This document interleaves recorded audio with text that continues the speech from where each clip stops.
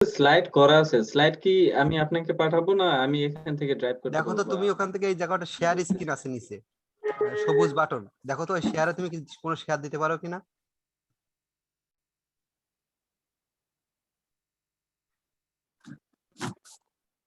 Yes, share screen আছে। তুমি মানে শেয়ার করতে পারবে কিনা দেখো, মানে শেয়ার করতে দিবে না, দিলে ভালো। হোস্ট ডিসেবল হ্যাঁ পার্টিসিপেন্ট হ্যাঁ হ্যাঁ স্ক্রিন শেয়ারিং আই থিংক। হুম। তো আমার স্লাইডটা অ্যাবসলিউটলি এত আচ্ছা আমি তোমার সময় তোমার পাইনি। ঠিক আছে, তোমার ওখানে অপশন কি দেখাচ্ছে, তোমার ওখানে অপশনটা কি দেখাচ্ছে বলো তো। Just showing host disabled participant screen sharing. আচ্ছা হোস্ট ডিসেবলড আই থিংক আপনি এর সেটিংসে কিছু হ্যাঁ, করতে না হবে। ওই সেটিং এ আর কোনো অপশনই নাই দেখলাম। হ্যাঁ, সেটিং এ কোনো অপশনই নাই। না না না আর কোনো অপশন নেই। রাইট 27। হুম।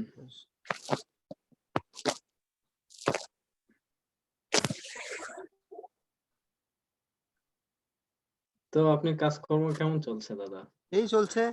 এখন তো পুরো আমরা মানে করোনা যেটা কোভিড, কোভিড রোগীদেরকে আগে আলাদা করে রাখা হচ্ছিল, এখন আলাদা করে রাখা আছে। তবে আহ, আমাদের জেনারেল ওয়ার্ডে সেখানেও হ্যাঁ হ্যাঁ তোমার হ্যাঁ। Test negative but suspected case of Covid, মানে বায়োলেটারাল নিউমোনিয়া আছে, সবকিছুই আছে, হ্যাঁ স্যাচুরেশন কোভিড আছে, এরকম রোগীর সংখ্যা আমাদের জেনারেল ওয়ার্ডে ডে বাই ডে অনেক বেড়ে যাচ্ছে। এটা হয়ে গেছে আমাদের জন্য খুব অ্যালার্মিং। তো হুম, যেহেতু ওরা টেস্ট নেগেটিভ, সেক্ষেত্রে বিষয়টা তো। পেশেন্ট তো এই যাই এটা হোক। বলতেই পারে যে আমি তো করোনা টেস্ট নেগেটিভ, তুমি ডাক্তার যতই বলো না কেন আমি তো করোনা টেস্ট, করোনা না। আর আমাদের দেশে তো বোঝোই তোমাদের মতো ওইরকম না যে ডাক্তার যেটা বলবে সেটাই আইন, বরং এখানে আমি যেটা বলবো সেটাই আইন, ডাক্তার বরং গৌণ বিষয়। হুম, হুম, হুম। না, না, না। আপনারা তো এখন আজকে যেটা দেখলাম আমাদের এখানে ন্যাশনাল টিভি চ্যানেলে হ্যাঁ ইন্ডিয়ান নিউজ গুলো বেশি দেখাচ্ছে আরকি। হুম বাংলাদেশের নিউজ গুলো এরকম ভাবে আসতেছে না। যাই হোক, তার মানে ভালো। নিউজ না আসা মানেই ভালো। হুম হুম তো আমি তাহলে আপনাকে স্লাইডটা শেয়ার করে দেই। দাও, আপনি আপনার মতো করে ওটা তুমি আমার পরে মেসেঞ্জারে দাও, শেয়ার মেসেঞ্জারে দাও। করবেন। হুম, ওকে। তো আমরা কি আরো সময় নিচ্ছি নাকি কি না অবস্থা? তুমি মেসেঞ্জারে আমাকে দিয়ে দাও, আমি মেসেঞ্জার থেকে ওটা ডাউনলোড করে প্লে করে দিই। হুম, ওকে, দাঁড়ান এক সেকেন্ড।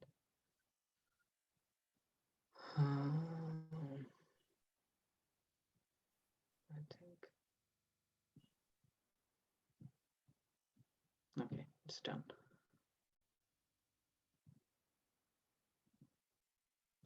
আমি জাস্ট ২০-২৫ মিনিটের মধ্যে যা, যা মাথায় আসছে হ্যাঁ হ্যাঁ হুম, লিখছি কোনো আরকি। I অসুবিধা নেই, think তাই it's চোখের really সামনে। gist and হুম মানে I think এটা worth. তো কি শুরু করবেন না? কি অবস্থা? না আরেকটু দেরি করবেন? না শুরু করে দেবো, দাঁড়াও তোমার ওটা আমি আগে ডাউন করে নিই, ওয়েট।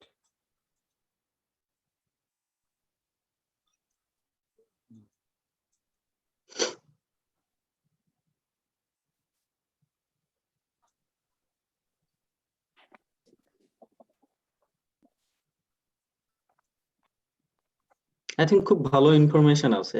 হুম হুম হুম। আপনি যদি ওটা ড্রাইভ করতে পারেন বা দেখি, অডিয়েন্স রা যদি দেখতে পারে I think খুব ভালো হবে। ওকে আমি ডাউনলোড করে ফেলেছি, দেখি কি আছে ওটাতে।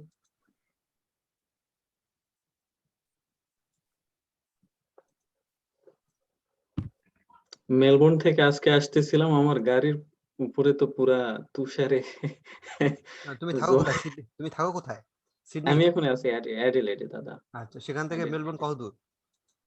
সেখান থেকে মেলবোর্ন প্রায় আপনার 430 কিলোমিটার, 430, মানে 435 সামথিং। গাড়িতেই যাওয়া আসা? হ্যাঁ ওই 4.5 ঘন্টা 5 ঘন্টার মধ্যে যাওয়া যায়, আবার হ্যাঁ, আসা যায়। ড্রাইভ করতে হয় তো গেছিলাম নিজে, কিছু। ড্রাইভ করো হ্যাঁ নিজে, নিজে কি ড্রাইভ তো করতে হবে? এত এত এখন এত লম্বা পথ ড্রাইভ করা তো আসলেই খুব খুবই ক্লামজি। ঝামেলা। Labour sign. অনেকদিন আপনার যদি ইলিশ মাছ খাইতে ইচ্ছা করে তো মেলবোর্ন ছাড়া তো এখানে পাবেন না। ও অ্যাডিলেড আবার তোমার কি সাধারণ তোমার কি ইলিশ খেতে ইচ্ছা করছিল? বাংলা গ্রোসারি আপনি আইদার অ্যাডিলেড অথবা সিডনি ছাড়া, কিংবা আচ্ছা, আচ্ছা, অ্যাডিলেড, সিডনি অথবা মেলবোর্ন। তা আমি অ্যাডিলেড থেকে একটু ভিতরে আমার হসপিটালটা। আচ্ছা। এই তো তো কতজন পার্টিসিপেন্ট আসছে? এখন পর্যন্ত 23। আস্তে, আস্তে ওকে, ওকে। হাউসফুল হয়ে যাবে। আমি তোমার স্ক্রিনে এটা পেয়ে গেছি। আচ্ছা, আচ্ছা, ওকে। ঠিক আছে।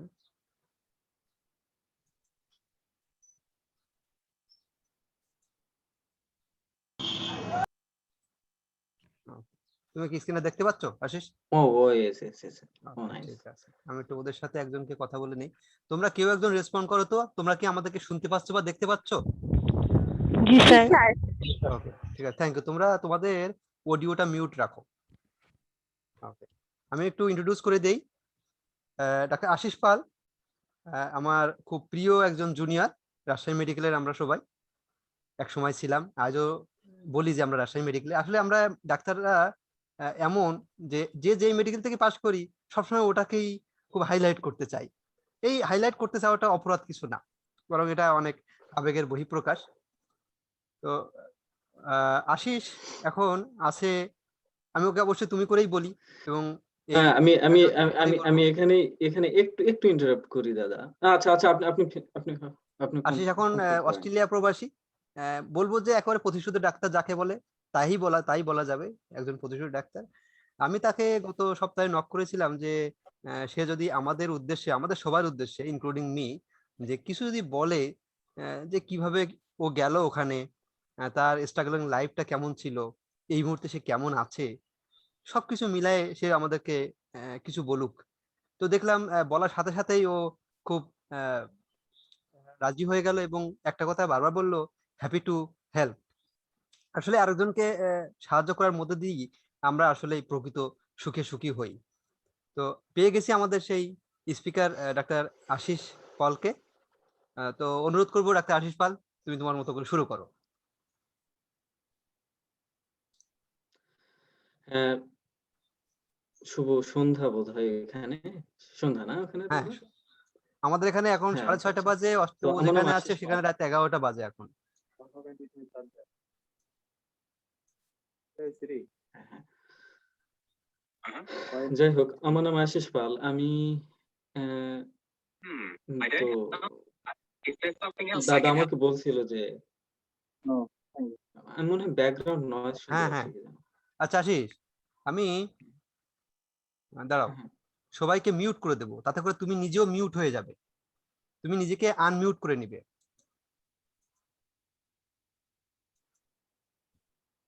হুম, আচ্ছা, আচ্ছা, আচ্ছা, আই থিংক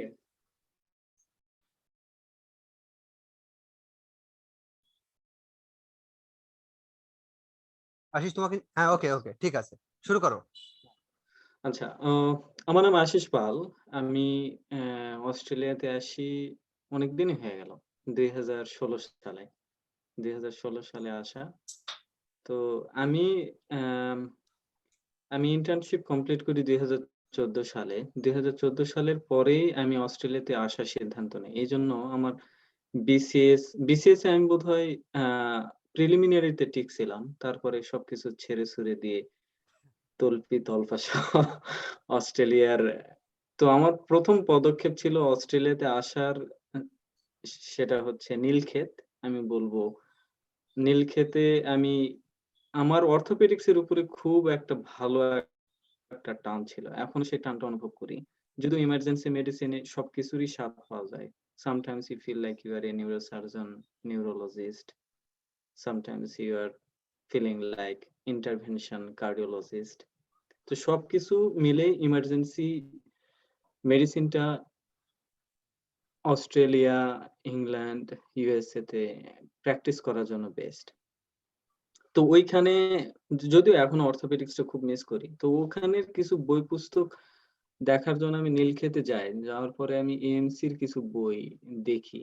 দেখার পরে ডিটারমিনেশন নিয়ে নেই যে আমি অস্ট্রেলিয়াতে যাব আর কি। তারপর থেকেই শুরু হয় এমবিবিএস এর পরে এমসির ট্যাগলাইন লাগানো, তারপরে ইমার্জেন্সি মেডিকেল অফিসারের ফেলো হিসেবে ট্রেনি, ফ্লিন্ডার্স মেডিকেল হসপিটাল, একটা south Australia one of the leading medical hospital, সেখানে ন্যাশনাল গ্র্যাজুয়েটদের সাথে কম্পিট করে বাংলাদেশের মতো একটা দেশ থেকে এসে প্রতিষ্ঠা পাওয়ার একটা অনেক পিছনের গল্প, অনেক পড়ে যাওয়ার গল্প আছে, তারপরে আবার উঠে দাঁড়ানোর গল্প আছে। আই থিংক সেই সবকিছু মিলে আমি শেয়ার করব, যদি কেউ ইন্সপায়ার্ড হয়, ছোট ভাই বোনেরা আছে তারা হয়তোবা মানে আমার এখান থেকে তারা হয়তো ইন্সপায়ার্ড হয়ে অস্ট্রেলিয়া বা প্ল্যাব আছে যেটা ইউকে তে যাওয়ার পাথ হয়ে, আবার ইউএসএমএলই আছে যেটা ইউএসএ তে যাওয়ার পাথ হয়ে, সেখানে তারা ইন্সপায়ার্ড হবে। আমি বলছি না দেশকে ছাড়ার জন্য, দেশের দেশের প্রতি টান সবারই আছে। তো সঞ্জয় দা যখন আমাকে প্রথমে নক করে তখনই আমার মনে হচ্ছিল যে আসলে আমার কিছু হেল্প করা দরকার। তার কারণ এই ইন্টারন্যাশনাল এই এমবিবিএস নিয়ে অনেক রকম ব্ল্যাক ওয়ে আছে, অনেক রকম কালো পথ আছে, অনেক রকম টাকা পয়সার কারবারি আছে।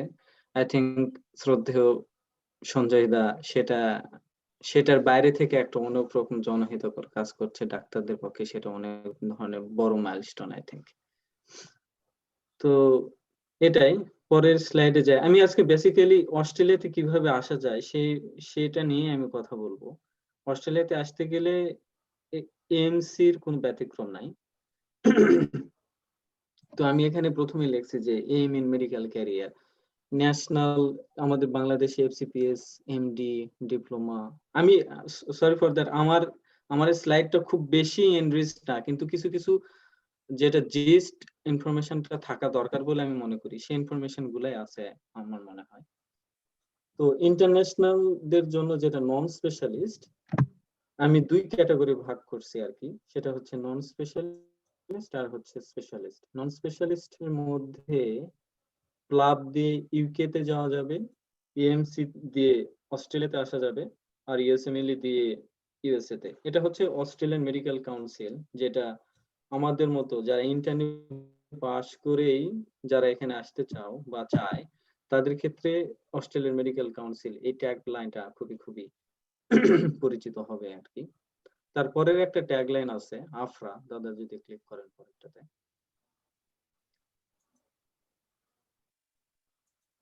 ইয়েস, এটা হচ্ছে, না আপনি আপনি ওই স্লাইডে থাকেন দাদা, ওই স্লাইডে। আমি এই দুটা রাখার উদ্দেশ্য হচ্ছে যে অস্ট্রেলিয়াতে আসতে গেলে প্রথমে এমসিটা কমপ্লিট করতে হবে, বা নাও করা লাগতে পারে। তার কিছু ট্রিক্স আছে কিভাবে পার্ট 1 দিয়েই আমি অস্ট্রেলিয়াতে এস্টাবলিশড হতে পারি, সেটার কিছু আমি উপায় বলে দেব। সেজন্য আপনি এমসিটা প্রথমেই করতে হবে, তারপরে রেজিস্ট্রেশন রেগুলেটরি যে বডি, সেটাকে আমরা অস্ট্রেলিয়াতে বলি Afra. It's very very strict, খুবই খুবই স্ট্রিক্ট, বিশেষ করে পেপারস নিয়ে এরা খুবই খুবই স্ট্রিক্ট। সেক্ষেত্রে যারা অস্ট্রেলিয়াতে আসার প্ল্যান করছে তাদের ক্ষেত্রে পেপারস গুলো খুবই জেনুইন হতে হবে এবং খুবই স্ট্রিক্ট থাকতে হবে মানে পেপারস নিয়ে আর কি। তারপরের স্লাইডে দাদা। এটা হচ্ছে প্রাথমিক ধারণা নন স্পেশালিস্ট কিভাবে। স্পেশালিস্ট যদি এই গ্রুপে কেউ থাকে, স্পেশালিস্টদের জন্যও আসার সুযোগ আছে, সেক্ষেত্রেও এমসি হয়েই আসতে হবে। যেমন সঞ্জয় দাদা যদি এখন আসতে চায় আফটার বিং এফসিপিএস, তাহলে ওনার কোয়ালিফিকেশন গুলা এমসির স্পেশালিস্ট পাথওয়ের কিছু বডি আছে তাদের দ্বারা অ্যাপ্রুভড হতে হবে। যাই হোক, আমরা স্পেশালিস্ট পাথওয়ের কথা বলবো না, আমরা নন স্পেশালিস্ট, যেটা আমি বলছি স্ট্যান্ডার্ড পাথওয়ে। আমি আবারও বলছি, নন স্পেশালিস্ট এমসি রিলেটেড যেটা বলি হচ্ছে স্ট্যান্ডার্ড পাথওয়ে, সেটা নিয়ে কথা বলবো। কিন্তু যাদের স্পেশালিস্ট পাথওয়ের মধ্যে যেটা আছে এমআরসিপি, এমআরসিএস, সেগুলো রেকগনাইজড হয়, কিন্তু বাংলাদেশে বসে যারা প্র্যাকটিস করছে স্পেশালিস্ট হিসেবে, কিন্তু তাদের এমআরসিপি বা এফআরসিএস ডিগ্রি আছে, সেই ট্রেনিংটা নাও কাউন্ট হতে পারে অস্ট্রেলিয়াতে। এটা একটা বড় একটা ধাক্কা। যাই হোক, হ্যাঁ। তো wise to get establish here in Australia standard pathway যেটা আমি বললাম, এটা এএমসি দিয়ে দুইটা এমসির দুইটা পার্ট। একটা হচ্ছে MC, MCQ and MC clinical. আরেকটা পাথওয়ে আছে সেটা ডব্লিউবিও, ওয়ার্ক প্লেস বেসড অ্যাসেসমেন্ট। সেটা এমসি পার্ট 1 কমপ্লিট করার পরে জব জোগাড় করতে হবে অস্ট্রেলিয়ার কোনো একটা হসপিটালে, যেটা বাংলাদেশে থেকে একটু কঠিন হবে। তারপরে অ্যাজ এ মেডিকেল বা বিং মেডিকেল অফিসার হিসেবে তারা ওয়ার্ক প্লেস বেসড অ্যাসেসমেন্ট মানে ১ বছর ধরে ওই ক্যান্ডিডেটকে তারা অ্যাসেস করে বিভিন্ন ক্যাটেগরিতে। Surgery, medicine, gynae, paediatrics, psychiatry সবগুলা ডিসিপ্লিনে তারা অ্যাসেস করে তাকে মনে করে যে this candidate is suitable to pass AMC clinical or not. তো সেটা একটা পাথওয়ে। সেটা বাংলাদেশ থেকে একটু কঠিন হবে।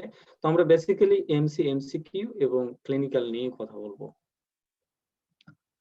স্পেশালিস্ট পাথওয়ের কথা বললাম যে যাদের কোয়ালিফাইড ডিগ্রি আছে তাদের এমসি অথরিটি কে অ্যাপ্লাই করতে হয় তাদের ডিগ্রি এবং ট্রেনিংটা অ্যাপ্রুভড হওয়ার জন্য। অনেক সময় তারা বলে কি যে আপনার যদি ৫ বছর কিংবা ১০ বছরের স্পেশালিস্ট করার এক্সপেরিয়েন্স থাকে, যদি তাদের সন্দেহ মনে হয়, তারা অস্ট্রেলিয়াতে ওই ক্যান্ডিডেটকে ডেকে ৬ মাসের জন্য হয়তোবা একটা ট্রেনিং প্রোগ্রাম বা একটা অ্যাসেসিং প্রোগ্রাম অ্যারেঞ্জ করে যেখানে পাস করতে হয়। যাই হোক, এটা স্পেশালিস্ট কথা আমরা বলবো না। আমরা স্ট্যান্ডার্ড পাথওয়ে এমসিকিউ এবং ক্লিনিক্যাল নিয়ে কথা বলবো আরকি। আমি একটা লেখছি নিচে, before this journey what you need to do. First of all, you need to do the papers verification. What is papers verification? তো আমরা দাদা এই স্লাইডে একটু সময় নিব। এটা হচ্ছে সবচেয়ে প্রথম পদক্ষেপ, পেপারস ভেরিফিকেশন। তো এমসি যারা দিবে তাদের জন্য এমসি তে একটা অ্যাকাউন্ট খুলতে হবে, সেখানে কিছু ডলার লাগবে, মনে হয় $75 এর মতো লাগে।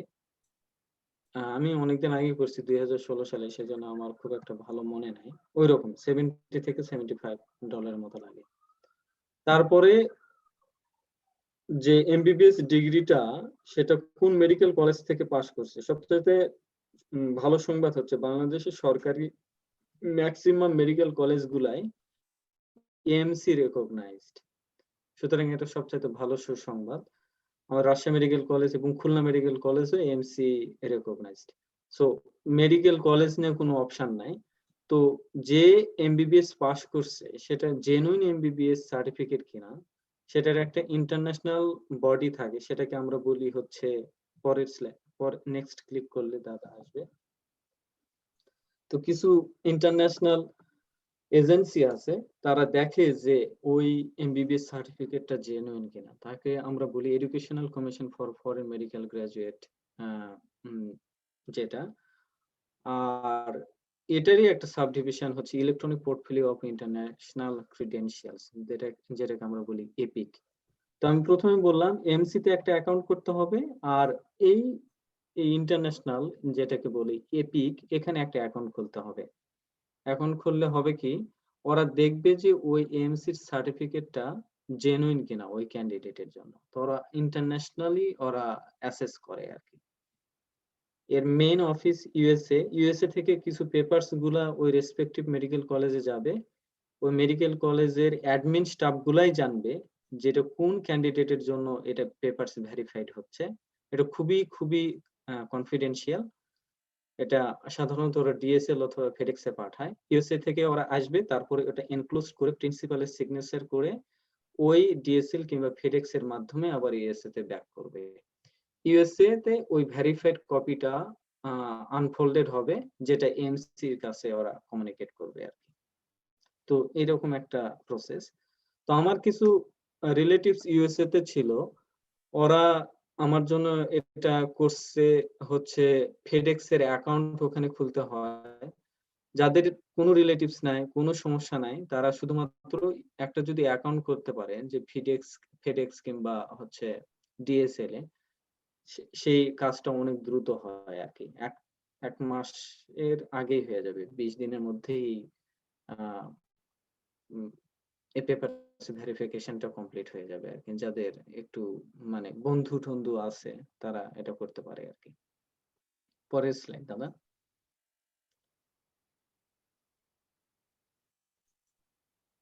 আচ্ছা, যেটা আমি বললাম বাই এস্টাবলিশিং, ফার্স্ট স্টেপই হবে এমসি পোর্টফোলিও একটা তৈরি করা। এটাকে কিভাবে তৈরি করতে হবে, এখন ইন্টারনেটের যুগ, সবাই গুগল সার্চে দিয়ে এমসি পোর্টফোলিও, এটাতে একটা সার্চ দিবে, কিভাবে অ্যাকাউন্ট খুলতে হবে ক্লিয়ার ইনস্ট্রাকশন দেওয়া আছে।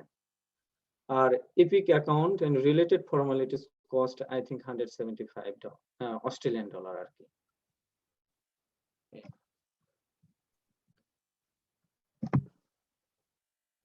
এখন প্রিপারেশন, এটার কথা আমি বলতেছিলাম, এটা তো নীল ক্ষেতের সে চিরচেনা দৃশ্য আর কি। আমি এটা ইন্টারনেট থেকে জোগাড় করছি, যাই হোক ভালো রেজুলেশনের ছবি পাইনি, তো ওই ছবিটাই পাইছি আর কি। তো এইখানে গেলেই এখানে অনেক ধরনের বই, এখানে বলা হয় যে বিশ্বের এমন কোনো বই নাই যে এখানে নাকি পাওয়া যায় না। তো এখানে গেলে সবই বই পাওয়া যাবে, এমসি রিলেটেড বইও পাওয়া যাবে।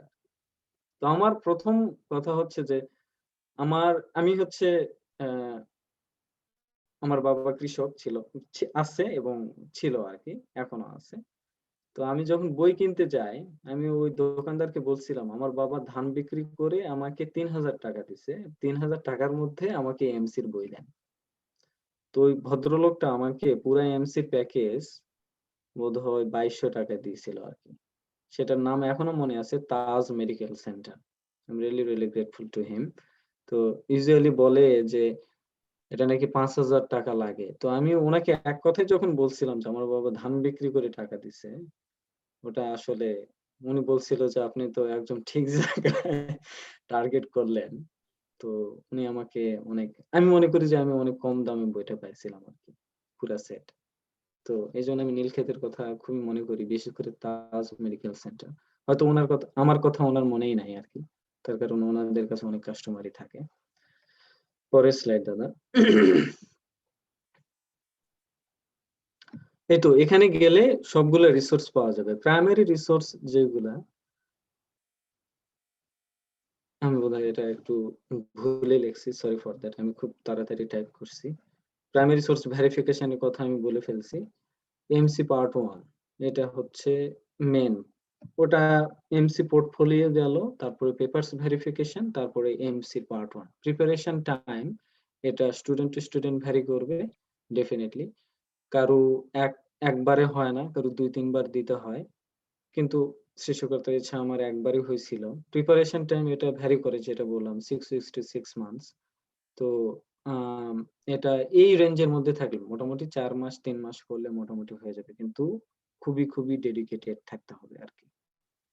এটা computer based examination, total 3.5 hours and total question and 150 questions। এখানে বিভিন্ন ধরনের কোশ্চেন থাকে, এখানে 5টা অপশন থাকে, 5টা অপশনের মধ্যে একটা কারেক্ট রেসপন্স করতে হয়, কিন্তু এক একটা কোশ্চেনের মার্কস এক এক রকম। এটা কি রকম ভাবে ওরা স্কোর করে এটা কেউ জানে না আসলে, কিন্তু মিনিমাম পাস মার্কস হচ্ছে 250 out of 500, at least 50%। Cost $2,720, it's little bit high. যাই হোক, খুব ডিটারমিনেশন থাকলে সবকিছুই সম্ভব। এটা কস্টটাই মেইন ফ্যাক্টর আর কি। আর এর রিসোর্সেস হচ্ছে এমসিকিউ, এটা ওদেরই অফিসিয়াল একটা বই। আর এখানকার এমসির জন্য যেটা বলে আর কি, John Murtagh, everyone is saying like this is a Bible for AMC. তো জন মোরটাক বইটা খুবই দরকার। আর অনলাইনে বিভিন্ন ধরনের guidelines, online definitely 24 hours online connection থাকতে হবে আর কি। একটা সিনেমা মুভি বাদ দিয়ে অনলাইনের বিভিন্ন সোর্স থেকে ইনফরমেশন গুলো কালেক্ট করতে হবে। আর এটা রাইট সাইডে, এটা হচ্ছে MCQ books looks like this, exactly like this. তো এরকম বই নীলক্ষেতে গেলে হয়তো বা পাওয়া যাবে, জন্মর্থাকও পাওয়া যাবে, এমসিকিউ বইও পাওয়া যাবে, রিলেটেড আরো অনেক কিছু বই ওরা আমাকে ধরাই দিছিল আর কি। তো অত কিছু লাগে না, সাধারণত এমসিকিউ বইটা সুন্দরভাবে পড়তে হবে এবং রিলেটেড টপিকস গুলা রিলেটেড টপিকস এর কি কোশ্চেন আসে একবার দুইবার পড়লে হবে না, 2-3 বার পড়লেই মোটামুটি একটা আইডিয়া আসবে যে কি ধরনের কোশ্চেন আসতে পারে। তো এখানে আমি লিখছি যে এখানে কি ধরনের কোশ্চেন হয়। অ্যাডাল্ট হেলথ মেডিসিন, যেটাতে 30% কোশ্চেন হবে। অ্যাডাল্ট হেলথ সার্জারি 20% কোশ্চেন হবে। Women's health, that is obstetrics and gynecology 12.5%, child health 12.5%, mental health 12.5%, population health 12.5%। তো যেগুলো আমাদের আন্ডার গ্রাজুয়েট মানে এমবিবিএস লাইফে যেগুলো হয় সেগুলোর উপরে সবগুলো থেকেই কোশ্চেন হবে, এবং ইমার্জেন্সি মেডিসিন একটা বড় ফ্যাক্টর। পরের স্লাইডে আমি আসলে দেখাচ্ছি কিভাবে এমসি এর জন্য অ্যাপ্লাই করতে হয়। যাই হোক, এটা যখন ক্যান্ডিডেটটা অ্যাকাউন্টটা খুলবে, খোলার পরে সে বুঝতে পারবে যে কিভাবে অ্যাকাউন্টটা খুলতে হবে আর কি। This is the option or pathway, step by step.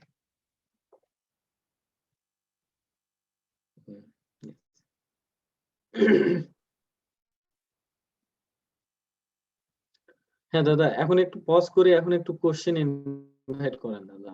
আমি জানি না আমি খালি বক বক করছি, হয়তো কেউ না না, কিছু সবাই বুঝতে পারছে সবাই কিনা। শুনছে, যদিও অডিয়েন্স একটু কম, হ্যাঁ, কিন্তু সবাই শুনছে আচ্ছা আচ্ছা। এবং স্তব্ধ হয়েই শুনছে। না, না, আপনি কোশ্চেন, তোমাদের কারোর কোনো আপনি প্রশ্ন কোশ্চেন। থাকলে চ্যাট বক্সে লিখতে পারো, আবার সরাসরিও বলতে পারো। আমরা একটু এগিয়ে যাই। আশিস। হুম, আচ্ছা আচ্ছা, ওকে। পরেরটা, এটা হচ্ছে এমসি ক্লিনিক্যালের বই, যেটা আমি বলবো সবচাইতে সেনসিটিভ বই। সেনসিটিভ এক্সামিনেশন, নট সেনসিটিভ বই, সেনসিটিভ এক্সামিনেশন। এখানে পরীক্ষার পরের স্লাইড দাদা। এখন পরীক্ষার স্ট্র্যাটেজিটা কিছুটা চেঞ্জ হয়েছে। আগে ছিল যেমন ফেস টু ফেস পরীক্ষা ছিল, 20 স্টেশন ছিল, 20 স্টেশনের মধ্যে 4 স্টেশন রেস্টিং স্টেশন, যেখানে কোনো এক্সামিনি গুলো যেখানে বসে থাকবে 4টা স্টেশনে, আর 16 স্টেশন টু পারফর্ম স্টেশন।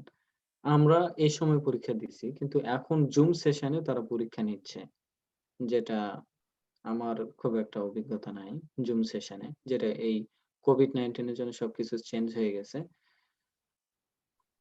আম সেখানে 16 স্টেশনের মধ্যে আমাদের সময় 2016, 17 and 18 এ um ah 12 station at least pass করতে হতো। মানে 16 টার মধ্যে এট লিস্ট 12 স্টেশন। আর এখন যেটা ওরা করছে সেটা হচ্ছে 16 টা স্টেশনের মধ্যে 2 টা স্টেশন পাইলট স্টেশন থাকে। পাইলট স্টেশন কি? এটা হচ্ছে আ এখানে কোনো মার্কিং হবে না, এবং ক্যান্ডিডেট বুঝতেও পারবে না কোনটা পাইলট স্টেশন। তো পরেরটাতে যাই দাদা। What is pilot station? That is exactly like that. এটা মার্কস বেয়ার করে না। আর প্রতিটা স্টেশনের হচ্ছে 10 মিনিটস করে আপনার পারফর্ম করতে হবে, যেটা 2 মিনিটস টু রিড। কোশ্চেনটা পড়ার সময় দিবে ওরা 2 মিনিট। খুবই ক্রুশাল সময়, যেটা 2 মিনিট, এবং 8 মিনিট হচ্ছে পারফর্ম। এই 8 মিনিটের মধ্যে কি টাস্ক থাকে? সাধারণত এই ধরনের টাস্ক থাকে। 65 years old gentleman presented with shortness of breath at GP clinic. Take history, do relevant physical examination, diagnosis with differential diagnosis. So it's like a really vague, broad একটা টপিক দিয়ে দিয়েছে, shortness of breadth. Shortness of breadth এর numerous কারণ। তো এইগুলা সবগুলা বিষয় মাথায় রেখে কেয়ারফুলি হিস্ট্রি নিতে হয়। হিস্ট্রি নেওয়ার পরে এক্সামিনেশনে কেয়ারফুলি করতে হবে রিলেভেন্টে, এবং টাইম ফ্রেম হচ্ছে 10 টা। তো এখন ওরা যেটা বলছে যে pass greater than or equal to 10 station. আগে যেটা ছিল 12 টা স্টেশন, এখন 10 টা, এই 10 টা স্টেশন পাস করলেই ক্লিনিক্যাল পাস হবে আরকি। হ্যাঁ, পরের স্টেশন দাদা।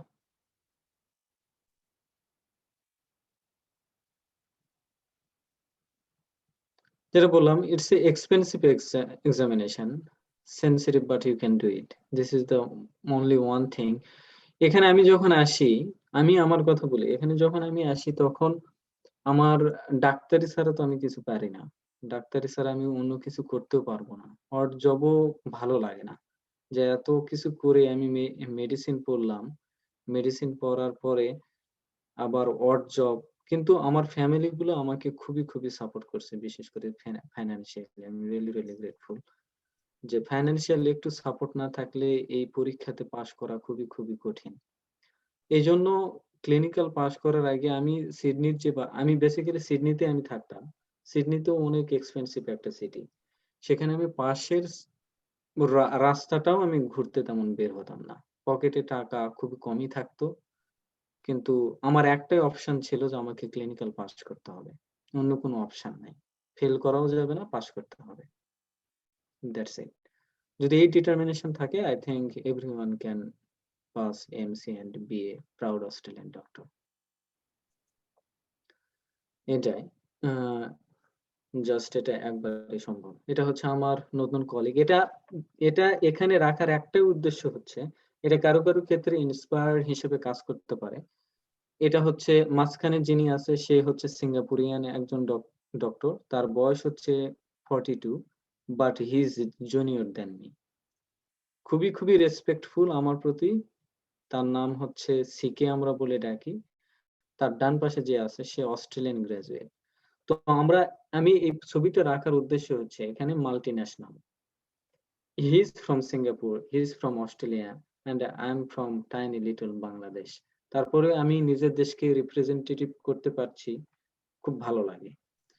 তো এই ছবিটা রাখার এই উদ্দেশ্য এটাই হচ্ছে আ সবার হয়তো অনেকের কাছে এটা একটা ইন্সপায়ার্ড হতে পারে। যে এমসি করে অস্ট্রেলিয়াতে, বাংলাদেশে বা যেকোনো যেখান থেকে আমি একটা খুব বগুড়ার প্রত্যন্ত জায়গা থেকে উঠে আসা। আমি যদিও আমার ফ্যামিলির সাপোর্ট ছিল অনেক। এজন্য করতে পারছি হয়তোবা।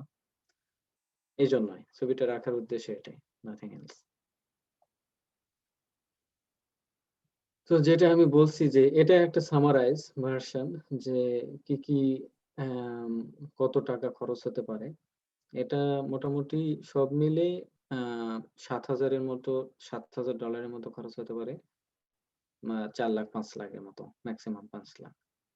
তো সেটা টাকা ইনভেস্ট করতে হবে। ভালো লাইফস্টাইলে আসতে গেলে টাকা ইনভেস্ট করতেই হবে। তো আমার আমি এখানে একটু সময় নেই দাদা। তো অস্ট্রেলিয়াতে আমি কেন সিদ্ধান্ত নিলাম? ইউকে তে কেন গেলাম না? ইউএসএ তে কেন গেলাম না?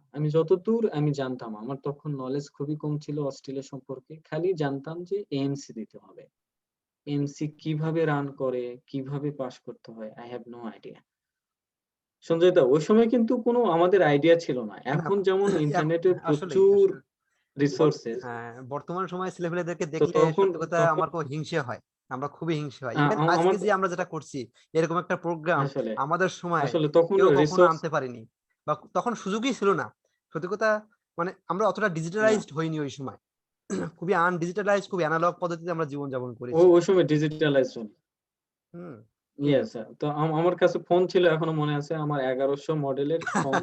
যেটাতে আমারও ওই ছিল। বাটন। রাইট। ডেফিনিটলি সেখানে বাটন আমি ফোন। অল দ্যা টাইম আমি হ্যাঁ, আমি তো Facebook দেখতে পারব না। ওই যে ইয়েস। আমরা সাপ লুডো খেলতাম তো আরকি। মোবাইলে সাপ লুডো খেলতাম। ইয়েস।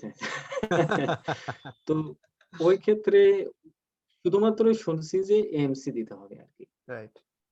এমসি দিতে গেলে যে কি করতে হয় আর কি determination I had no idea. অনেক পেছনে পড়ার গল্প, অনেক কষ্টকর একটা অধ্যায় পার করছি এবং সৃষ্টিকর্তার ইচ্ছায় এখন খুব ভালো একজন পজিশনে। হয়তোবা এখানকার লাইফস্টাইলটা অন্যরকম। এখানে পুরাটাই অন্যরকম। আমি Facebook এর এক্টিভিটিস আমি আমার কাজ বা পার্সোনাল লাইফ খুব একটা শেয়ার করি না। কিন্তু এখানকার লাইফটা অনেক সকালে ঘুম থেকে উঠেই নিজের ব্র্যান্ড নিউ গাড়ি চালায়া এই কথা বলার উদ্দেশ্য হচ্ছে অনেককেই হয়তোবা ইন্সপায়ার্ড করবে আরকি। আমি নিজেকে বড় করছি না। হ্যাঁ, হ্যাঁ। এখানে যাতায়াতের একটাই মাধ্যম হচ্ছে গাড়ি। তো আমি যখন এমসি যখন ১ম পাস করি তখন ১ম অবস্থায় আমার কোনো জব ছিল না। আমি বাংলাদেশে গিয়েছিলাম আমার কিছু রিসেন্সি করার জন্য। তো কারণ আমি এমসি ইন্টার্নি পাস করেই অস্ট্রেলিয়াতে আসছি। আমার কোনো এক্সপেরিয়েন্স ছিল না। and Australian each and every hospital, they are highly valued any experience. Clinical gap এরা খুবই খুবই হেট করে, খুবই ডিসলাইক করে। এটা আমার কোনো আইডিয়া ছিল না। আমি এমসি ক্লিনিক্যাল করছি, আমার এমসি কমপ্লিট, কিন্তু আমি জব পাচ্ছিলাম না। কেন পাচ্ছিলাম না? কারণ I was lag behind of my clinical gap. তার কারণে আমি পড়াশোনা করছি, কিন্তু অস্ট্রেলিয়াতে তো আমি কাজ করার সুযোগ পাইছিলাম না। এজন্য আমার বাংলাদেশে কিছু সময়ের জন্য যাইতে হয়েছে, ওই সময়টা কিছুটা কাজ করতে হয়েছে। আমি যখন প্রথম আমি এখান থেকে অ্যাপ্লাই করছিলাম Apollo hospital. Apollo hospital European কমিশনের আন্ডারে। এগুলো কিছু রিসার্চ করছিলাম যে কোন হসপিটাল ভালো, বাংলাদেশে গেলে কাজ করলে ভালো। তো অ্যাপোলো হসপিটাল ওরা বলছিল যে হ্যাঁ আপনি, তার কারণ আমার আইএলটিএস করা ছিল, ওইটি করা ছিল। তো ইংলিশ বা ওই ধরনের ডেলিগেট মেম্বারসদের সাথে ডিলিংস করা খুব একটা প্রবলেম হতো না। তো আমি যখন যাওয়ার পরে আমি তখন ওদেরকে বলছিলাম যে ফ্র্যাঙ্কলি আমার ৩ মাসের একটা সার্টিফিকেট দিতে হবে, এটা কি সম্ভব কিনা? আমি এই কারণেই আসছি অস্ট্রেলিয়া থেকে। তো ওরা বলছিল যে আসলে এটা সম্ভব না, তার কারণ ৩ মাস পরে আপনাকে রিক্রুট করার পরে ৩ মাস পরে আমি আবার কাকে রিক্রুট করব। তো এইগুলা, এই জন্য আমি ১ দিন বা ২ দিনও কাজ করতে পারিনি অ্যাপোলো। অন্য একটা হসপিটাল থেকে কাজ করে এখান থেকে সার্টিফিকেট নিয়ে আবার অস্ট্রেলিয়াতে ব্যাক করে আবার জব খোঁজা, it was long journey, অনেক frustration, তারপরে at the end you will smile, এটা সবচেয়ে বড় কথা। ঠিক। এই তো ওটাই যেটা আমি একটা বলছি যে কারো যদি অপশন থেকে পাস করতে হবে, only option you have to pass, there is no option, no step back, no fail, no static position, but only option you have to pass, then you can do it. Each and every competitive exam you have to take this as you have to pass, then you will do it. FCPS, MD, or diploma, যে কোনো examination, I think it is fair possible to pass. পরের slide দাদা।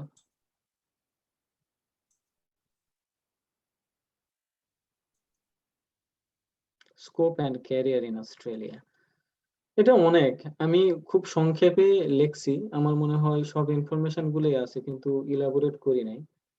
তো এই smiling একটা face খুবই আমার কাছে ইন্সপায়ার করে কি কারণে, তাই এই মেয়েটা একটা হয়তো ক্লাস 3 or 4 এ পড়ছে, তার সামনে তার একজন টিচার্স আছে, আই থিংক সঞ্জয় দাও এইভাবেই তার জুনিয়রদের টিচিং করছে। তো দেখেন মজার বিষয়টা হচ্ছে হয়তোবা ভালো অ্যান্সার দিছে ছোট্ট মেয়েটা, কিন্তু স্মাইলিং দেখেন তার টিচারের মুখে, such a nice smile and victory, এটা কিন্তু সবাইকেই আনন্দিত করে। কেউ যদি এটা পারে, যদি আমার এটার কথার মাধ্যমে কেউ যদি ইন্সপায়ার্ড হয়, একবারে যদি এমসির মতো একটা জার্নি কমপ্লিট করে অস্ট্রেলিয়াতে এস্টাবলিশ হতে পারে, সেই স্মাইলটা আমারও হয়তো এরকমই হবে আর কি। তো যাই হোক, তো এখন যেটা আমি বলবো যে is it possible to get job after part 1, I think this is the most important question, যে আমি এমসি পোর্টফোলিও আমি বাংলাদেশ থেকে করতে পারবো, ইয়েস। পেপারস ভেরিফিকেশনও আমি বাংলাদেশ থেকেই করতে পারবো, এটার জন্য অস্ট্রেলিয়াতে আসার কোনো দরকার নাই। এমসি পার্ট 1 আমি বাংলাদেশ থেকেই করতে পারবো, বাংলাদেশে সেন্টার নাই, কিন্তু বাংলাদেশ থেকে আমাকে ইন্ডিয়াতে যেতে হবে। কিন্তু এখন ইন্ডিয়ার করোনা ভাইরাসের কারণে হয়তোবা বর্ডারস রেস্ট্রিকশন আছে, কিন্তু এটা সবসময় থাকবে না। হয়তোবা আমার মনে হয় না অদূর ভবিষ্যতে বাংলাদেশেও সেন্টার্স করতে পারে, তার কারণ এটা অনেক প্রফিটেবল, এমসির জন্য একটু অনেক প্রফিটেবল একটা বিজনেস, অথবা বাংলাদেশেও তারা করতে পারে সেন্টার। তো আমি এমসি তে অ্যাকাউন্ট করলাম, পেপারস ভেরিফিকেশন করলাম এবং এমসি পার্ট 1 কমপ্লিট করলাম, তারপরেই আমার জব পাওয়া যাবে কিনা? Answer, clean cut answer is yes, apply করা যাবে এবং জব পাওয়া সম্ভব। তখন করতে হবে কি, এমসি পার্ট 1 করতে হবে, পার্ট 1 করার পরে এই 3টা যেটা ইংলিশ প্রফিসিয়েন্সি টেস্ট, আইদার ওইটি that is occupational English test, IELTS অথবা পিটিই, পিটির সাথে অনেকে পরিচিত নাও থাকতে পারে, যেটা পিয়ারসন টেস্ট অফ ইংলিশ। এখানে এই 3টার ইংলিশের স্ট্যান্ডার্ড, যেটা আমি বললাম আফরা, যেটা রেজিস্ট্রেশন রেগুলেটরি অথরিটি, সেটা স্ট্যান্ডার্ড অনুযায়ী সে যদি এটা করতে পারে, তাহলেই সে বাংলাদেশ থেকেই জব পেতে পারে। কিন্তু এটার জন্য অনেক বড়, যদি কেউ আগ্রহী হয় তাহলে পরে আরেকটা সেশন অ্যারেঞ্জ করে, তার কারণ এমসি পার্ট 1 পর্যন্ত ক্লিয়ার করা ইটস এ লং জার্নি। এই পর্যন্ত আসার পরে হয়তোবা আমি always happy to help. Sanjay da তো সব আছে সবসময়। তো কিভাবে এপ্লাই করতে হবে, কিভাবে জব সার্চ করতে হবে, জবের জন্য কিভাবে নিজেকে প্রিপেয়ার করতে হবে, কিভাবে নিজেকে প্রেজেন্ট করতে হবে, এগুলোর অনেক টিপস আছে। আমি হয়তোবা থেকে শিখছি। আমার যে পার্ট এখন যেটা জব, সেটা আমি আমি 4th ইন্টারভিউ আমি এটাতে পাইছি। কিন্তু আমার ১ম জবটাই আমার হওয়ার কথা ছিল, যেটা ভিক্টোরিয়া মানে মেলবোর্নের একটা হসপিটাল। সেটা আমার রেফারের রেসপন্স এর কারণে হয়নি। তো রেফারি একটা বড় একটা বিষয়। কাকে আমি রেফারি করছি সে ঠিকমতো আমার আ সে হসপিটালের কোয়েশ্চেনার গুলা ঠিকমতো অ্যান্সার দিচ্ছে কিনা। আ অনেকে আমরা বাংলাদেশে যারা আছি তারা ইমেইল ওরিয়েন্টেড না। অনেক প্রফেসর বা অ্যাসিস্ট্যান্ট প্রফেসরকে আমি যখন রেফারি করি, তারা আমার প্রয়োজন মতো তারা হয়তোবা রেসপন্স নাও করতে পারে। তার কারণ অনেক কিছু বিষয় থাকে, প্রিন্ট করতে হয়। প্রিন্টার অ্যাভেইলেবিলিটি নাও থাকতে পারে। তো অনেক ফ্যাক্টরস এর কারণে আমার রেফারি রেসপন্সটা একটু ডিলে হওয়ার কারণে আমার ফার্স্ট জবটা হয়নি। আমার ইন্টারভিউটা খুব সুন্দর হয়েছিল, কিন্তু রেফারি রেসপন্স এর কারণে হয়নি। যাই হোক, সেটা পরবর্তীতে হয়তোবা আমরা আবার আলোচনা করতে পারি। কিভাবে এপ্লাই করতে হবে, কিভাবে ইন্টারভিউ দিতে হবে। হ্যাঁ, দাদা পরেরটা।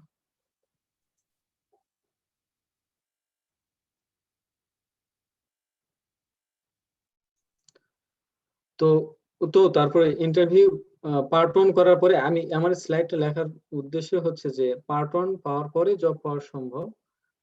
যে পার্ট 1 করলে কিভাবে অস্ট্রেলিয়াতে জব পাওয়া যেতে পারে, সেটার জন্য নিজেকে প্রিপেয়ার করতে হবে, কিভাবে নিজেকে প্রেজেন্ট করতে হবে, এবং এই ২ টার উপরেই নির্ভর করবে আমি জব অফার লেটারটা পাচ্ছি কিনা।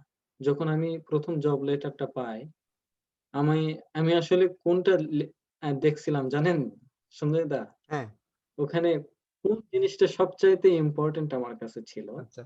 যে আমি কত টাকা বেতন পাচ্ছি। অবশ্যই।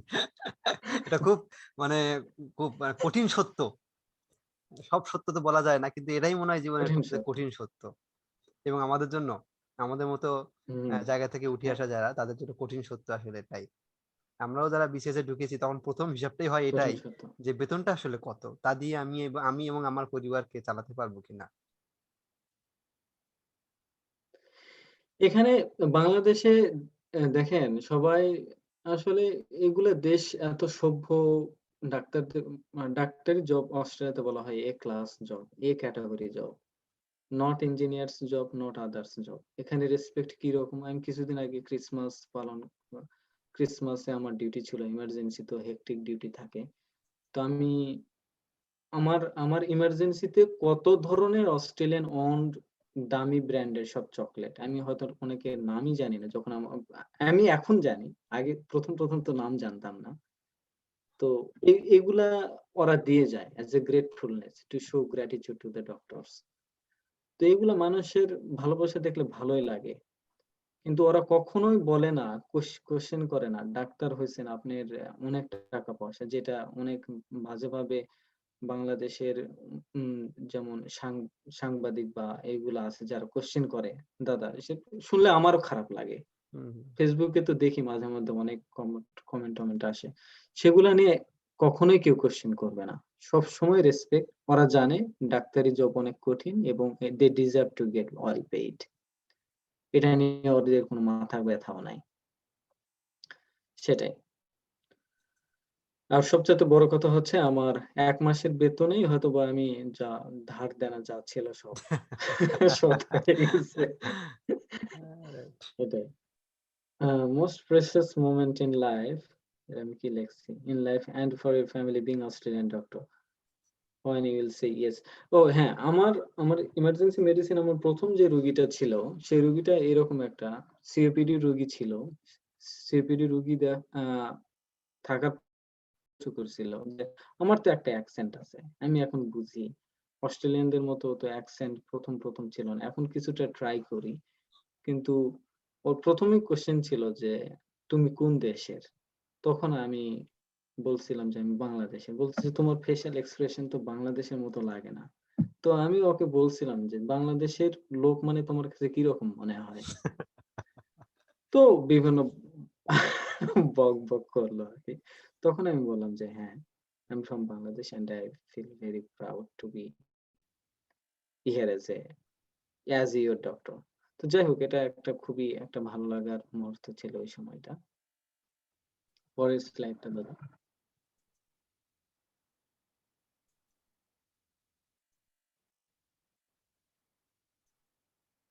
এটা হচ্ছে আমার যে হসপিটালে আমি কাজ করি সে হসপিটালটা দেখতে এরকম। এটা রাখার উদ্দেশ্য একটাই যে এগুলো অনেকে ইন্সপায়ার করবে। যে ঝাঁ চকচকে হয়তোবা গ্লাস। আমরা বাইরে থেকে দেখার খুব কমই সুযোগ পাই। এই নিচের পথ দিয়ে আমি ইমার্জেন্সিতে ঢুকি। কিন্তু নিচে অনেক লোকজন ছিল। আমি তুলিনি। আ তখন লাঞ্চ ব্রেক ছিল। চুরি করে ছবিটা তুলছি আরকি। গত পরশুদিন। তো এটা হচ্ছে ফ্লিন্ডার্স মেডিকেল সেন্টার আরকি। One of the leading hospital. কত বেডের হসপিটাল তোমার আর এটা? এটা ১,০০০ বেডের আই থিংক। ও বাহ! তো অনেক ইটস এ বড় হিউজ দাদা, হিউজ। আচ্ছা, আচ্ছা। আর রাইট সাইডে যে রাইট সাইডে যেটা দেখা যাচ্ছে সেটা হ্যাঁ, হচ্ছে ইমার্জেন্সি মেডিসিনের যেখানে ইমার্জেন্সি পেশেন্ট গুলা রিট্রাইভ করা হয়। আচ্ছা, আচ্ছা, আইদার আপ ট্রান্সফার অথবা রিজিওনাল কোনো হসপিটাল থেকে within 30 minutes. Deadline time 30 minutes. আচ্ছা, 30 আচ্ছা। মিনিটস এর মধ্যে পেশেন্ট গুলা এখানেই জাম্প আপ করবে। হুম, তো হেলিকপ্টার যখনই এখানে টাচ করবে পুরাটাই সেন্সর, এটা গ্রিন যেটা দেখছেন পুরোটাই সেন্সর। এখানে ল্যান্ড এখানে হেলিকপ্টারটা নামার সাথে সাথে ইমার্জেন্সি মেডিসিনে আমরা একটা রেড একটা অ্যালার্ম পাই আরকি। যে এরকম একটা ক্রিটিক্যাল রোগী আসতেছে, বি অ্যালার্ট। তো এই ২ টা পিকচার রাখার একটা উদ্দেশ্য হচ্ছে যারা এখানে আসতে চাও, তোমরাও এরকম একটা হসপিটালে কাজ করতে পারবে। এর চাইতে অনেক সুন্দর হসপিটাল আছে অস্ট্রেলিয়াতে। মেক্সিমাম হসপিটালের স্ট্যান্ডার্ডই এবং আউটলুকই something like that and similar. এই তারপরে হচ্ছে MCG journey and there is no shortcut of it. হ্যাঁ, এখানের কোনো শর্টকাট নাই। তার কারণ এটা যে genuine, you deserve it, then you will pass it otherwise I think. এবং এটা করা খুবই সম্ভব। তার কারণ আমরা আ ফার্স্ট পপে অ্যানাটমি হার্ড পার্ট যারা পাস করে আসছে, তারা যদি এটা ওভারকাম করতে পারে এমসিকিউ তুমিও খুব কঠিন কথা বলেছো এবং তুই তো যাই হোক, আমি যে আশিসকে চিনতাম আর এই আশিসের মধ্যে আসলে অনেক পার্থক্য। তোমার স্পিকিং স্টাইল এবং তোমার যে রসবোধ, হ্যাঁ, না, না, মানে হ্যাঁ, আমরা দেখেন খালি অ্যানাটমিতে হার্ড পার্ট যখন পাস করে এসেছিলাম তাহলে এটা কোনো খুব বেশি হার্ড হবে না। না, খুব বেশি কতটা হার্ড হবে না। কিন্তু একটু মানে একবারে হয়ে যাবে। $৭,০০০ যদি কেউ যদি কষ্ট করে ম্যানেজ করে মেক্সিমাম তাহলে $৭,০০০ তো লাগছে না। আমি তো বললাম যে $১৭৫ ওইদিকে আর $75 আর এদিকে হচ্ছে $২৭২০। এই টোটাল $৩,৫০০ এর মধ্যেই আমার জব পাওয়ার পসিবিলিটিস আছে। কারণ পার্ট 1 দিয়েই জব পাওয়া সম্ভব। তার মানে এখানে এক্সপেরিয়েন্স হ্যাঁ, হুম, এখানে এক্সপেরিয়েন্স আমি যেটা বললাম যে কেন জব দিবে? কারণ হচ্ছে এই যারা এমবিবিএস পাস করছে বা অলরেডি পাস করে এমডি, এফসিপিএস কোর্সে আছে তারা তো কন্টিনিউয়াস ট্রেনিং এর মধ্যে বা ক্লিনিক্যাল অ্যাটাচমেন্ট এর মধ্যে আছে। হুম, হুম, আমি যেটা বললাম যে এখানে যেকোনো পেপারস খুবই ইম্পোর্টেন্ট। এই পেপারস গুলা খুব সুন্দর করে রাখতে হবে। যাদের বাইরে আসার ইচ্ছা আছে। সুন্দর করে একদিনেরও যদি কেউ যদি কোনো হসপিটালে ট্রেনিং করে, একদিনের জন্যও তাকে ওই হসপিটালের ম্যানেজার অথবা সুপারভাইজারের কাছ থেকে সিগনেচার করে পেপারসটা রেডি রাখতে হবে। যারা বাইরে যাওয়ার প্ল্যান করছে। এগুলো পেপার যে কি পরিমাণ দরকারি হবে পরবর্তীতে, এটা এমসিতে আসতে গেলে তখন বোঝা যাবে। আর জব জব পাওয়ার জন্য সিভি একটা খুবই একটা বড় একটা ফ্যাক্টর। কিভাবে সিভি লিখতে হবে সেটারও একটা সেশন এরেঞ্জ করা যেতে পারে। সিভি এটা সিভির উপরেই নির্ভর করে যে কোন হসপিটাল ওই ক্যান্ডিডেটকে শর্ট লিস্টেড করবে কি করবে না। তার কারণ অস্ট্রেলিয়ান গ্র্যাজুয়েট একটা বাংলাদেশ থেকে যারা আমরা এপ্লাই করব তার সেগুলো ক্যান্ডিডেটের সাথে অস্ট্রেলিয়ান ন্যাশনাল গ্র্যাজুয়েট প্লাস হচ্ছে আমরা আরেকটা বলি কম্পিটিটিভ অথরিটি, যেটা আমি হয়তোবা মিস করে গেছি, যেটা ইউকে, আয়ারল্যান্ড, ইউএসএ এবং কানাডান যেগুলা কানাডিয়ান যেগুলা স্টুডেন্ট আছে তারা সরাসরি এইখানে এই পাথওয়ের মাধ্যমে অস্ট্রেলিয়াতে ঢুকতে পারে আর কি। এদেরকে বলে কম্পিটেন্ট অথরিটি পাথওয়ে। তো এদের সাথেও কম্পিট করতে হয়। তাহলে আমার প্রথম এক্সপ্রেশনটা হবে সিবিটা দিয়ে হসপিটালটাকে ইমপ্রেস করতে হবে। তাহলে ডেফিনেটলি অর্ডিনারি সিবি হলে হবে না, সিবিতে অনেক কিছু কাজ করতে হবে। আমি কিছুদিন আগে একটা প্ল্যাটফর্মে পোস্ট দিয়েছিলাম, যাই হোক বিভিন্ন ব্যক্তিগত কারণে ওটা আমি আর কন্টিনিউ করিনি। তো ওখানে অনেকে সিবি পাঠাইছিল আমাকে। আসলে ওইগুলা সিবি হবে না, আসলে সিবির অনেক অনেক কাজ করতে হবে। আমরা আশা করি সিবিতে অনেক পরবর্তী কোনো এক সময় সিভি রাইটিং এর উপরে একটা সেশন পাবো। হ্যাঁ, that definitely happy to help anytime. আমরা কি পরের তো পৃষ্ঠায় হ্যাঁ, এটা তো আমি হয়তো তোমার জন্য স্লাইডের লেট নাইট শেষের হয়ে দিকে যাচ্ছে, তোমাকে তো আবার রেস্টও স্লাইডের শেষের দিকে দিতে হবে, I think. কালকে ডিউটি আছে। হ্যাঁ Okay, yeah. এটা সবচাইতে বড় কথা হচ্ছে ফাইনাল মেসেজ হচ্ছে be kind and supportive to your colleagues and your friends. কখনো এটা করা যাবে না যে আমার ফ্রেন্ড অনার্স মার্কস পাইছে, আমি ছবিটা অনার্স মার্কস পাইছে, আমি তার সাথে আমি ভালো কিছু জানলে তার সাথে শেয়ার করব না, বা কলিগদের সাথে একটু মিন ভাব হব। সে একটু 5 মিনিট দেরিতে আসলেই আমি খুব রেগে যাব, আমিও তার প্রতিশোধ নেওয়ার জন্য পরের দিন আমি 5 মিনিট পরে আসব। এগুলা করা যাবে না। কাজ করতে হলে, কাজ শিখতে হলে ওয়ার্ডে হসপিটালে বেশি সময় দিতে হবে। I think Sanjay the, I'm sure he is the best teacher and guidance, I think, and he will guide through. এই আমরা ছবিটাতে দেখতে পাচ্ছি সে কিন্তু জানে না যে এই একটা লগোর ওজনটা কত হতে পারে। সে কিন্তু ট্রাই করছে যে ওই একটা মানুষটাকে, সেও জানে না ওটা একটা স্ট্যাচু, সে যে নিজেও জানে না যে ওটা একটা অ্যালাইভ পারসন না, তাকে কিন্তু সে ট্রাই করছে কিছু হেল্প করার জন্য। তো আমাদের মন এবং মাইন্ডটাও এরকম হতে হবে, কলিগসদের সাথে এবং ফ্রেন্ডসদের সাথে সাপোর্টিভ হতে হবে। তাহলে always you will be praised here, there or spiritually. এটা একটা মেসেজ। আর I think this is the last slide. Okay, আমরা আসলে ডক্টর আশিসের কথা মন আমি চেষ্টা করছি, আই থিংক সবগুলো না আমি স্লাইডটা হয়তো বেশি, আই থিংক সবগুলো ইনফরমেশন হয়তো বা আছে, কিন্তু কিছু কাজ করতে হবে। যারা ডিটারমিনেশন আছে বা রাখো, তারা যে কোনো সময় যে কোনো হেল্প লাগলে সঞ্জয় দা হয়তো বা আমাকে পাস করতে পারে, তাহলে আমি ডেফিনেটলি। একটা প্রশ্ন এসেছে, আমরা এই প্রশ্নের উত্তর দিয়ে ফেলেছি, একেবারে আরেকবার দিলে ভালো হবে সবার জন্য। অনেকে নিউ এন্ট্রি নিয়েছে। Sir, is there any medical college from Bangladesh? হ্যাঁ, জিএমসি সবচেয়ে বড় কথা হচ্ছে আমি যখন প্রথমে এখানে কাজ শুরু করি, আমি যখন প্রথমে এখানে কাজ শুরু করি, তখন আমি প্রথমেই আমার হাতটা এরকম থাকতো, এরকম করে আমি বলতাম স্যার স্যার। তো ওরা স্যার এইখানে অস্ট্রেলিয়ান পার্সপেক্টিভে এত বেশি অপছন্দ করে, তো আমার চাইতে যে কনসালটেন্ট এবং সুপার লেভেলের সিনিয়র এবং সুপার লেভেলের নলেজেবল পারসন, তাকেও আমি নাম ধরেই আমরা ডাকি আর কি। সুতরাং আমাকে স্যার বলা লাগবে না। আসলে আমরা আমাদের তো সিস্টেমে এত প্লিজ, বেশি অভ্যস্ত হয়ে গেছি। হ্যাঁ, আমরা স্যার ডাকতে পারলেই বরং খুশি হই ওরে বাবা, এখানে, এবং এখানে তো স্যার না ডাকলে বরং ওই অপমানজনক প্রথম হয়ে যায়। প্রথম আমি তো হাতের রাইট রাইট। হ্যাঁ না তো তা তো যে ট্রেডিশনটা যে হ্যাঁ এখানে, হ্যাঁ। তো আমার দেখা যাচ্ছে বাবার বয়সী তাদেরকে নাম ধরে ডাকা প্রথম প্রথম খুব সংকোচ লাগতো, টাং অফ স্লিপ বারবার হতো। তারপরে এখন যাই হোক। ও যে প্রশ্ন করছে সেটা হলো, is there any medical college from Bangladesh GMC recognised? এটা জেনারেল মেডিকেল কাউন্সিল, তাই না? জেএমসি সেটা বললাম, জেনারেল মেডিকেল কাউন্সিল, এটা হচ্ছে ইউকে হ্যাঁ, রিলেটেড। এটা আই ইউকে। থিংক এটা ক্লাব না, রিলেটেড। বাংলাদেশে কিছু রিকগনাইজড আছে।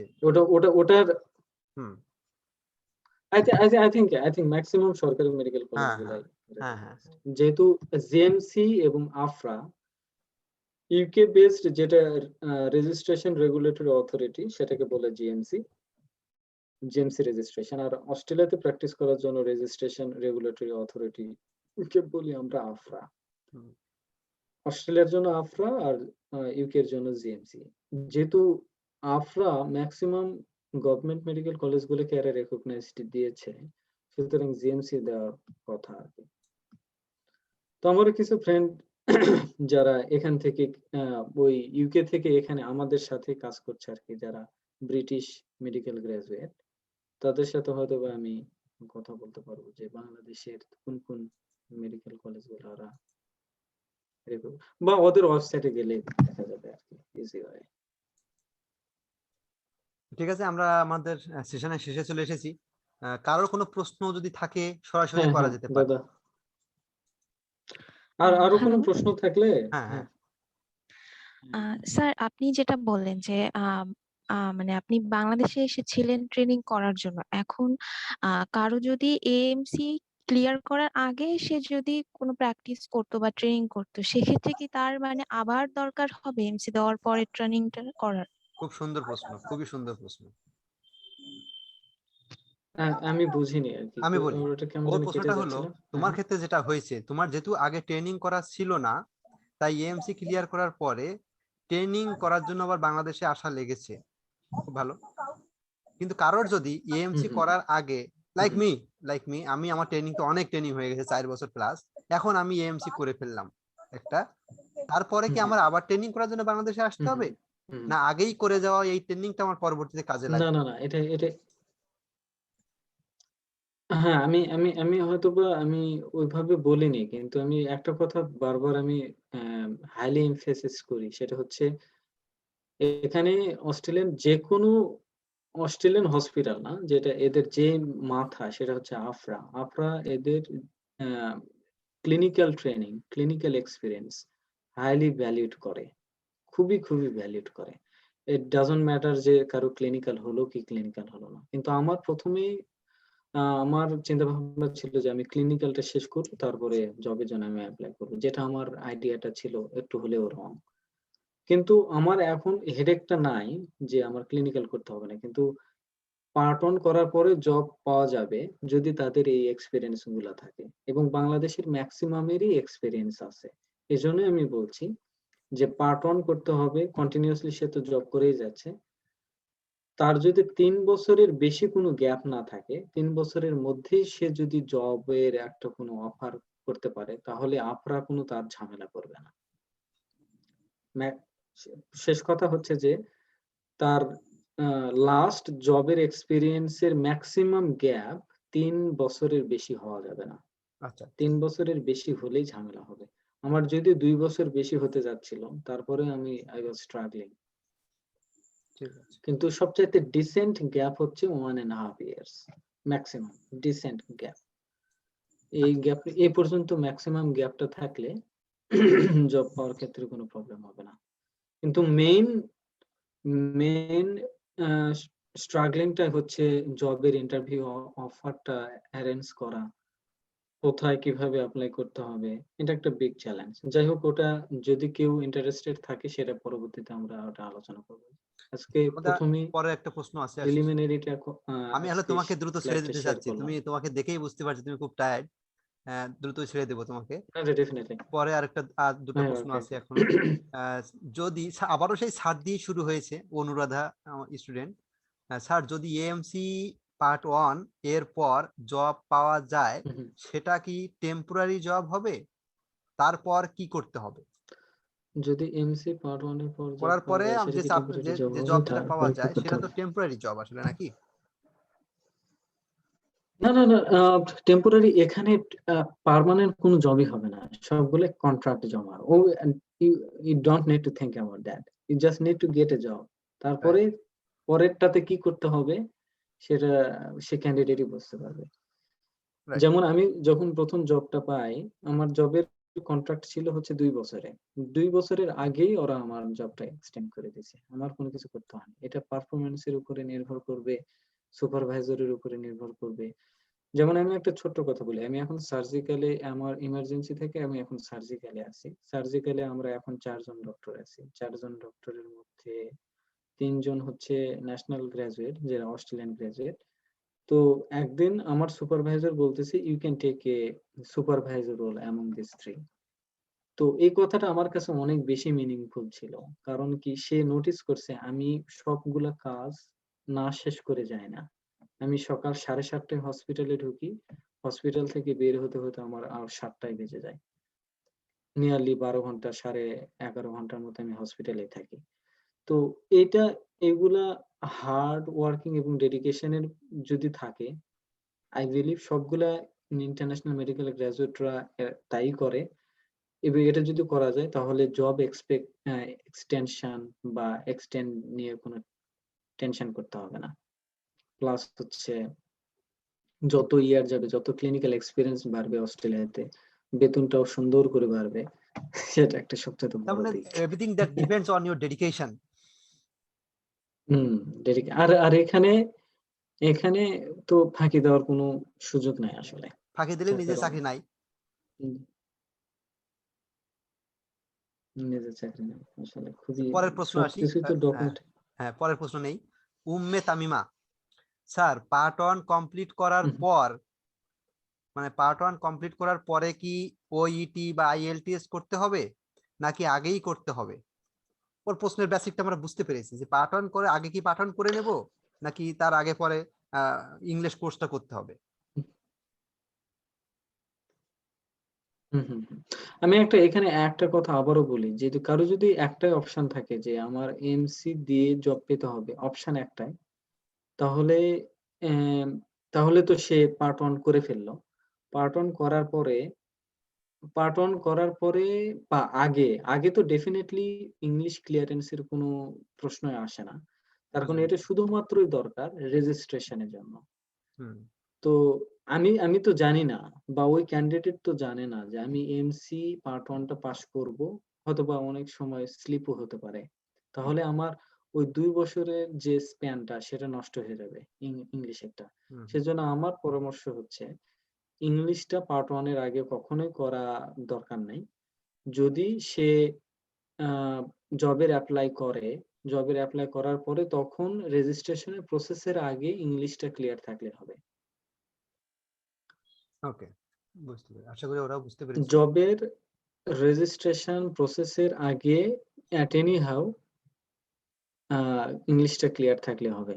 এট দ্যাটস ইট, যে পার্ট 1 করার পরে ইংলিশটা ক্লিয়ার করলেই হবে। সেটা ২ বছরের ভ্যালিডিটির মধ্যে থাকলেই হবে। আচ্ছা, ও আরেকটা প্রশ্ন করেছে, খুব আমরা বলেছি অলরেডি যে ওইটি বা আইএলটিএস এই সবগুলোই কি করতে হবে নাকি যে কোনো একটা করতে হবে?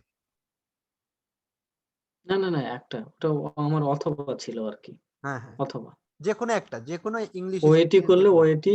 হ্যাঁ, না, আমি আমি আ আ আমি প্রিফার করি ওএটি কিংবা পিটি। আইএলটিএস টা একটু জেনারেল, তো এটা কঠিন। আমাদের জন্য তো ইংলিশে এত বেশি সময় দেওয়ার আ রাইট। সুযোগ নাই আসলে। হুম, আমার পার্সোনাল এক্সপেরিয়েন্স টা আমি করি। হুম, আমি ১ম এ ওএটি ক্লিয়ার করছি। হুম। ওএটি টা আমার এক্সপায়ার হয়ে গেছিল। আমার জবের রেজিস্ট্রেশন অ্যাপ্লিকেশন করার আগেই। আচ্ছা, আচ্ছা। তো আমি জবের অফার অলরেডি পেয়ে গেছি। এখন আমার হসপিটাল বলছে you should apply a registration এর জন্য। তো পিটি হচ্ছে খুবই শর্ট টাইম এর মধ্যে পিটি টা ক্লিয়ার করা যায়। আমি ৭ দিনের মধ্যে পিটি ক্লিয়ার করছিলাম আরকি। আমার ওইটি অলরেডি এক্সপায়ার হয়ে গেছে। আমি হসপিটাল থেকে বলিনি যে আমার ইংলিশ এক্সপায়ার হয়ে গেছে। কিন্তু আহ, ৭ দিনের মধ্যে পিটি ক্লিয়ার করছি আরকি। হ্যাঁ। তো এটা একটা, ওই তো বলছি এখানেও একটাই কথা। কারো যদি একটাই অপশন থাকে যে পাস করতে হবে তাহলে ডেফিনিটলি আশিস, হি অর আমরা শি উইল পাস। লাস্ট এই প্রশ্নটা নিয়ে, এই একটা প্রশ্ন নেব আর নিয়ে আমরা শেষ করে দেবো। অলরেডি ১ ঘন্টার বেশি হয়ে গেছে, আমি চেয়েছিলাম ৪৫ মিনিটের মধ্যে শেষ করার। অনুরাধা প্রশ্ন করছে যে প্রিপারেশনটা কখন নেওয়া উচিত, হুম। মানে কখন শুরু করা উচিত? ইন্টার্নির পরপরই যদি যেতে চায় সেক্ষেত্রে কি কি করা উচিত? আর স্টুডেন্ট অবস্থায় যেমন 4th ইয়ার বা 5th ইয়ার থেকে কিভাবে পড়াশোনা করলে বা প্রিপারেশন নিলে উপকার হবে? এখানে এখানে নীলক্ষেতের কিছু বই আছে। আ নীলক্ষেতে কিছু বই পাওয়া যাবে। আর এমসি রিলেটেড পড়ার স্টাইল পুরাটাই আলাদা। এটা তাহলে এখন থেকে this is the high time to start right now. Go and get some MC বই from Nilkhet, then start your preparation. ব্যাস। আমি মনে হয় আর আমরা আর যদি হুম, কোনো ইনফরমেশন লাগে তাহলে I'm হ্যাঁ always আমরা তো happy to আছি। help. আর পরে আবার সময় হলে তোমার সময় হলে তোমরা তাহলে ব্যস্ত থাকো। পরে কোনো সময় আরেকটা সেশন হয়তো শুরু করতে পারবো কখনো। ততক্ষণে হুম, আমরা সবাই তোমার জন্য প্রার্থনা করি যে বিদেশে আসো, আমাদের সবার সেটাই দাদা। গর্বের জায়গা, থ্যাংক ইউ, সবার প্রশংসার সাথে জায়গা। শেয়ার করতে পারলে হ্যাঁ অনেক ভালো লাগলো। কারো যদি একটু যদি উপকার লাগে আমার খুব হ্যাঁ ভালো লাগবে। অবশ্যই মানে যারাই এটা শুনেছে এবং শুনবে, এটা রেকর্ডেড হয়ে গেল, আমি পরে একটা লিঙ্ক তোমাকেও দিয়ে দেবো। এরপরে অনেকেই সেটা ভিউ করবে, তাদের সবারই আশা করি হুম, হুম, উপকারে লাগবে। তো গুড নাইট তোমার জন্য, আশিস, ভালো হুম, থেকো। হুম। ওকে, থ্যাংক ইউ দাদা। ওকে, থ্যাংক ঠিক ইউ আছে, দাদা। ওকে। সবার জন্য অনেক, অনেক শুভকামনা and always and warmly welcome to Australia. Be a proud Australian doctor. Okay, Okay. Thank you, thank you, Thank thank you. You. Good night. Okay. Bye.